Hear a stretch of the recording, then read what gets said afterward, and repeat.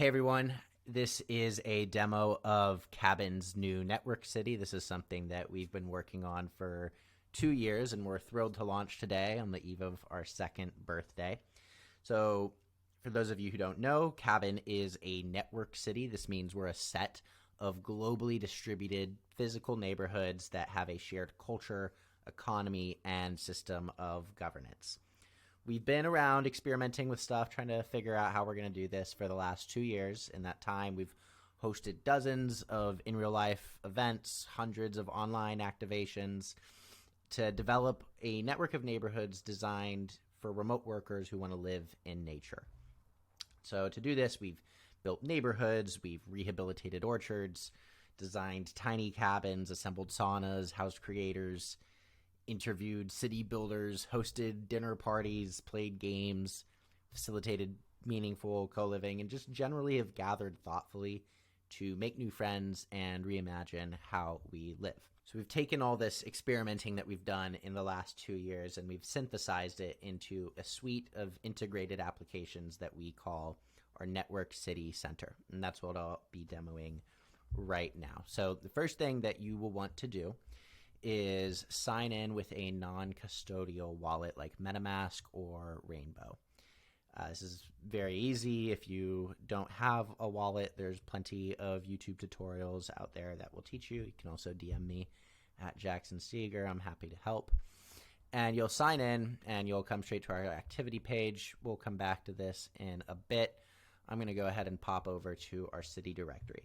So generally, you can use our applications to browse neighborhoods, meet other citizens, which is what we call of our members, and just otherwise navigate Cabin's network city. So we'll start with the city directory. This is where all of our neighborhoods and outposts are. There's 20 today at launch around the world this is in Japan, Portugal, Puerto Rico, Costa Rica, Washington State, another one in Washington State, New York. The list goes on and on. Pretty exciting stuff, I think. Generally, there are three characteristics that all of these neighborhoods have in common. There's access to beautiful nature, fast internet, and a strong sense of community. The flavor of each neighborhood changes from place to place, but that's what makes them fun to explore. No matter where they are, all of the Cabin neighborhoods provide a good balance of work, community, and nature. These are independently owned by different people and are connected through, again, this virtual network city. So everyone within the network city has a profile that they create on Census. Census is free to sign up for, to create a profile on. I'll show you my profile right now, which again is connected to my wallet. You can see a few things here.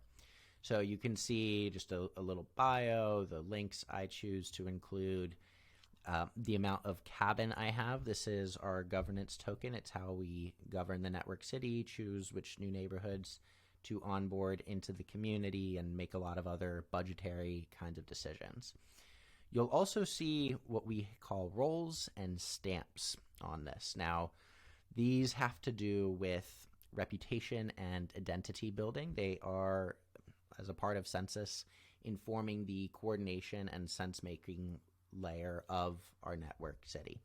So if I complete a certain experience, so for example, I was part of a residency program that we hosted 2 years ago, I get a stamp for having completed that residency.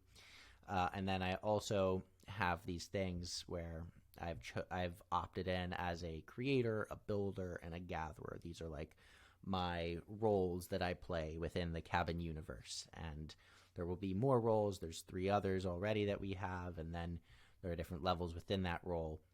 What that allows us to do is then folks who want to list a property within the city directory are able to create a new listing and can specify certain experiences for certain kinds of Cabin citizens. So if you want to only have builders or only have creators, that's something you can do. I won't go through all of the listing details right now, but you're welcome to check it out for yourself.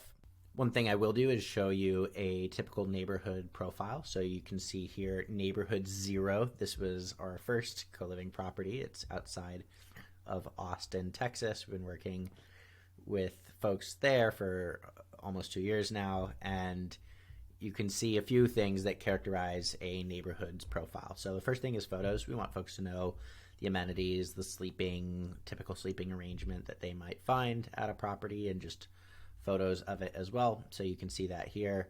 They're not exhaustive. This particular neighborhood has 8 or 9 bedrooms, and we don't force the property owners, which we call caretakers, to upload every photo, but we want you to be able to get a sense of what you're walking into. And then 2 other main components to this neighborhoods page. So the first is the offers that they list, which we'll get to in a second, and then a description. So you can see here the just internet speed and a little bit of background about the property, as well as which caretaker runs this property. You can contact them there. So then there's offers. You can see here that there's certain eligibility requirements for some of these offers. So creators and residents at Neighborhood Zero, only creators are eligible, only builders are eligible for the builder and residents, so on and so forth. Caretakers can create any sort of eligibility rules based on roles and stamps that they'd like. And we think that's what makes the app really composable and really interesting, and we're excited to see what folks do with it once we turn it over to the masses, which we're doing now. And then say you're interested in, so this offer is open to everyone, so let's check out what this is. Zoom back out here, and you can see sort of just a brief description of what it's like to be a paying resident at this neighborhood, the rent that it charges, and other details that you might want to learn about. So I'll just navigate back to City Directory here. Generally, we think that a network city is the best way to enable our members, our citizens, to live surrounded by other kind, thoughtful, creative, open-minded, playful, and generous people. And the way we're planning to grow is through a web of trust vouching system. So we've given citizenship for free to our first 300-ish citizens, and they each have the ability to refer 5 new citizens per year. So we generally don't think that vibes blitz scale, and we want to be responsible in how we grow so that we can offer more affordable, higher quality, and flexible housing options than are available in traditional cities.